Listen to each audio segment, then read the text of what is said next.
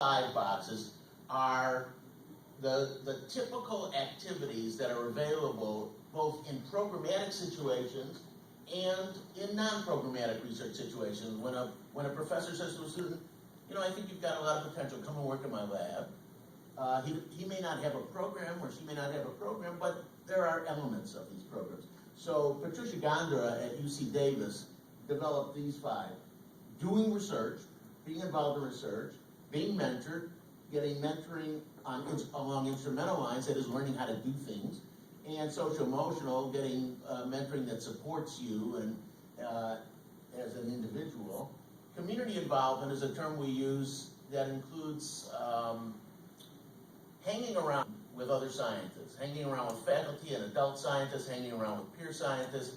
Sometimes it could be called networking, but this goes beyond networking. This is like the pizza party that the lab has around Christmas time or whatever.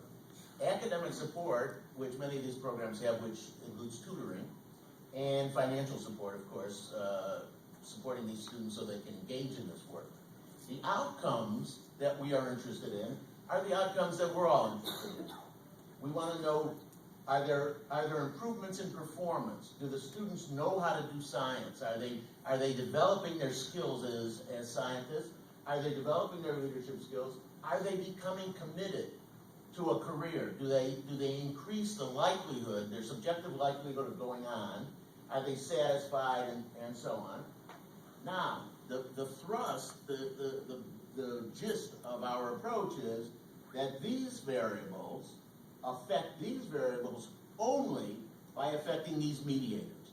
These psychological variables, that is, one's belief in their ability to do science, one's belief in their ability to be a leader or a follower, one's sense of identity and belongingness, are the things that change along the path to changing these outcomes. And that even if a student has all of these opportunities, if these things don't change, then these things won't change. So we're saying that the outcomes are mediated by these intervening variables. And this down here suggests that maybe issues like ethnicity and gender and stage of development will modify the strength of these relationships. So just a bit of definitions. Self-efficacy is a concept developed by Albert Bandura from Stanford University. A belief in one's abilities to organize and execute courses of action required to produce given attainment. So this is the sense that I can do this, I know how to do this. This efficacy is what is called domain specific. That is, you could consider yourself a good scientist and a lousy golfer. And I don't know why that particular example occurs to me, but so how does it work? How does self-efficacy have these effects? Well, on the cognitive level, we know that people who are confident in their ability have greater analytic complexity. And these come from actual studies where people solve problems, and the people who are more confident solve those problems at a more complex level. They integrate more information.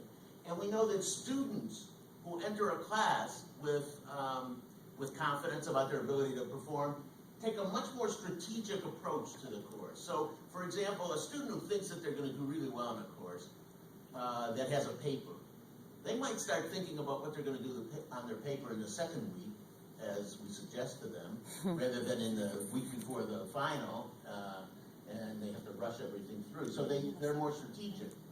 They also tend to have these effects on motivation. One is they set goals, and the more confident you are, the more difficult the goals you are willing to set.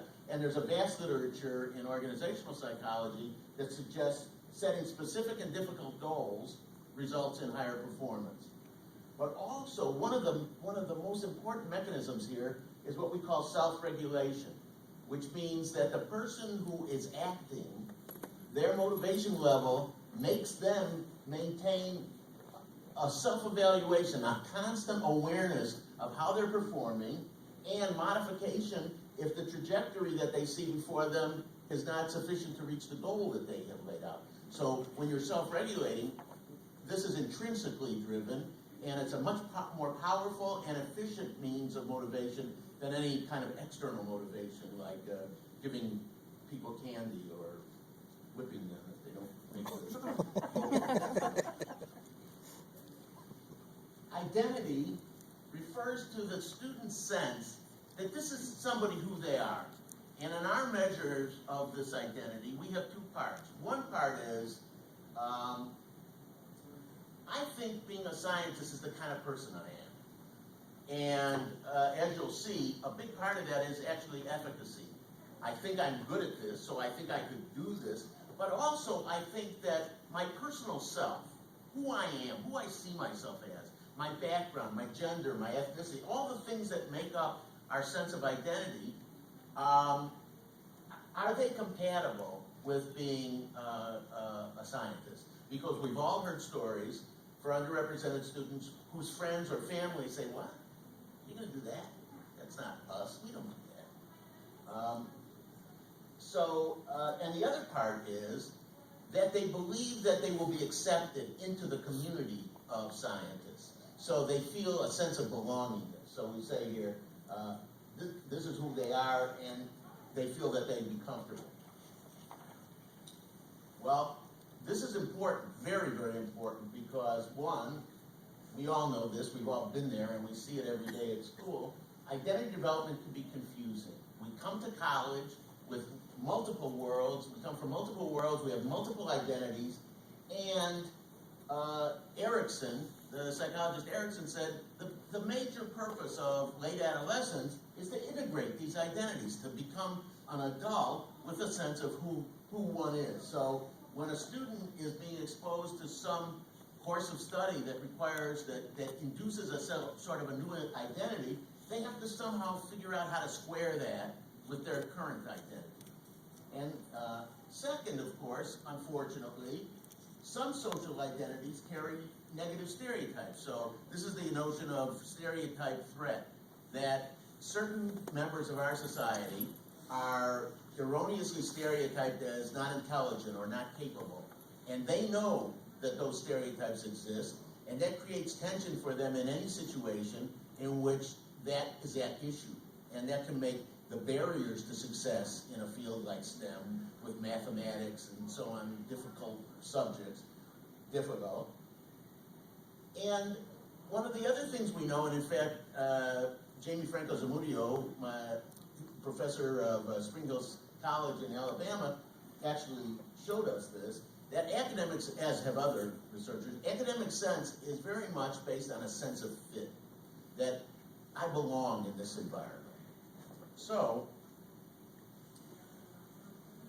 we have modified, let me back up and just say that first slide I showed you with the model, we had done 8 or 9 studies, quantitative, qualitative, longitudinal, and case studies, and basically that was very well supported. The relationship of program components to performance through the vehicle of self-efficacy and identity.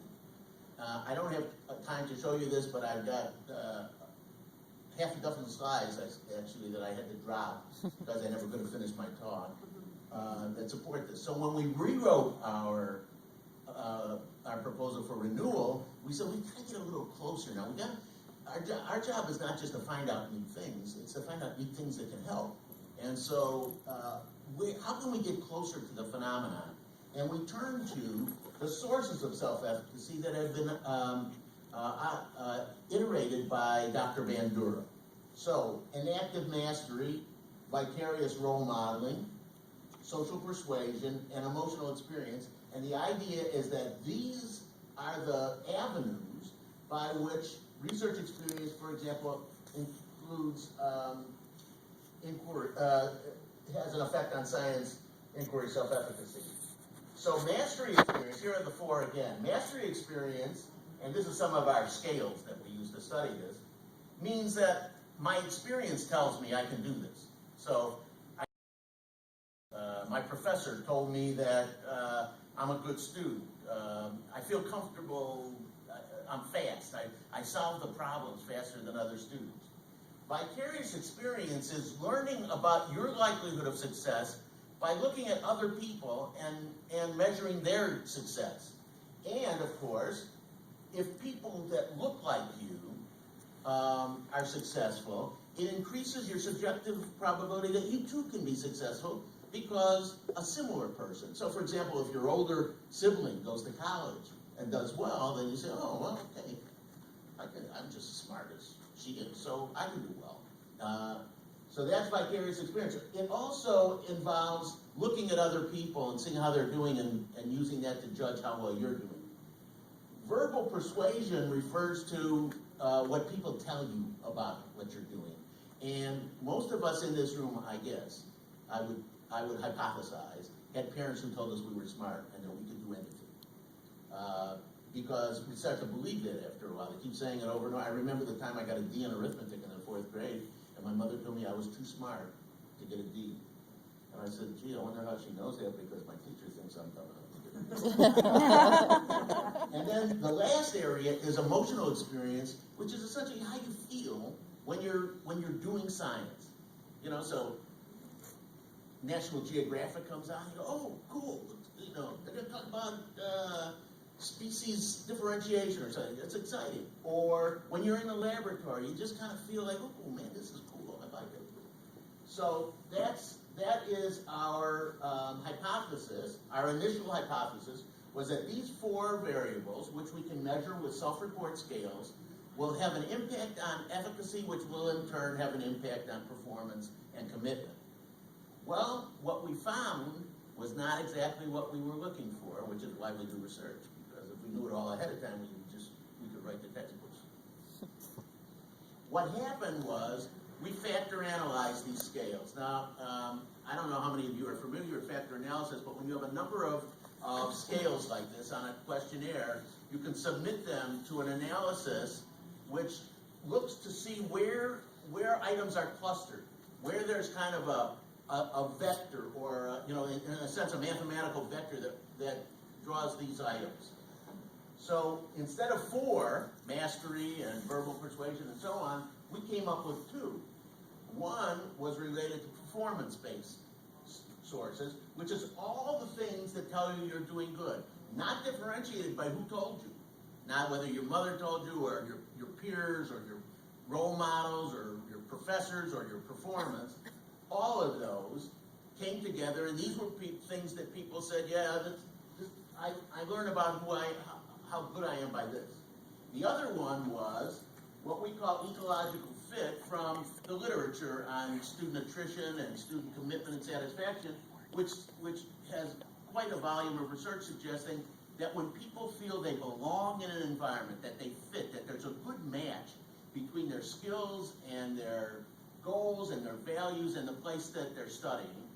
So these are, I'm happy to be in school, I just love being on campus, I've seen people like me who do this, and so on and so on. So now, instead of going with the 4 sources, we take back and create a measure